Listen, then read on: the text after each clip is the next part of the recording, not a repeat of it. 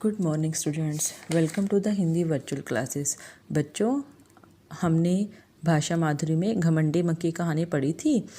थोड़ा सा उसके बारे में मैं आपको भी बता रही हूँ कि एक मक्खी थी, उसमें बहुत घमंड था और वह शेर को भी परेशान कर रही थी।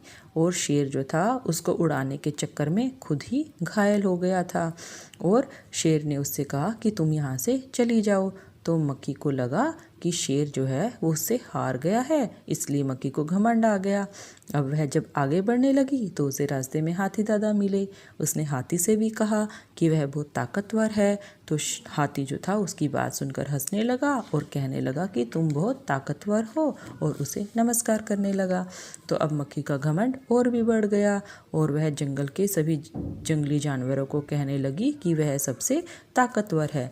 तो बच्चों, इसकी कहानी हम आगे का हिस्सा अब पढ़ेंगे। तो सभी जानवर जो थे उससे बचकर जाने लगे। मक्खी जंगल में और आगे गई और अब उसे लोमड़ी मिली। मक्खी ने लोमड़ी से भी वही कहा, शेर और हाथी मुझसे डरते हैं, मैं बहुत ताकतवर हूँ। मक्खी की बात सुनकर लोमड़ी को हंसी आ गई। उसने सोचा मक्खी को सबक सिखाना चाहिए। लोमड़ी मक्खी से बोली, पता है वहाँ आगे एक मकड़ी रहती है, वह आपसे बिल्कुल भी नहीं डरती। वह कह रही थी कि मक्खी को तो मैं चुटकी में ही मार दूंगी। यह सुनकर मक्खी आग बबूला हो गई। आग बबूला मतलब बहुत गुस्सा हो गई।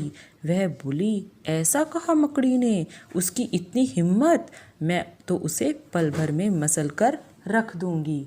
लोमड़ी ने हाँ में सिर हिलाया। अब मक्खी ने आव देखा ना ताव, यानी कि वह बिना सोचे समझे काम करने लगी। मकड़ी ने जाले पर हमला कर दिया। उसने मकड़ी के जाले पर हमला कर दिया, लेकिन यह क्या, मक्खी तो मकड़ी के जाले में ही फंस गई।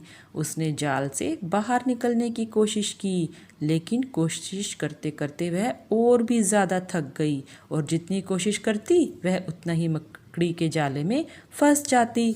अब मक्खी को परेशान देखकर लोमड़ी मंद मंद मुस्कुराने लगी। मक्खी जाल से बाहर निकलने की कोशिश करती रही। तो क्या मक्खी जाल से बाहर निकल पाई होगी बच्चों? नहीं निकल पाई होगी, उसने वहीं पर अपना दम तोड़ दिया होगा। तो इस कहानी से हमें यही शिक्षा मिलती है कि हमें अपने ऊपर घमंड नहीं करना चाहिए और हर काम को सोच समझकर करना चाहिए।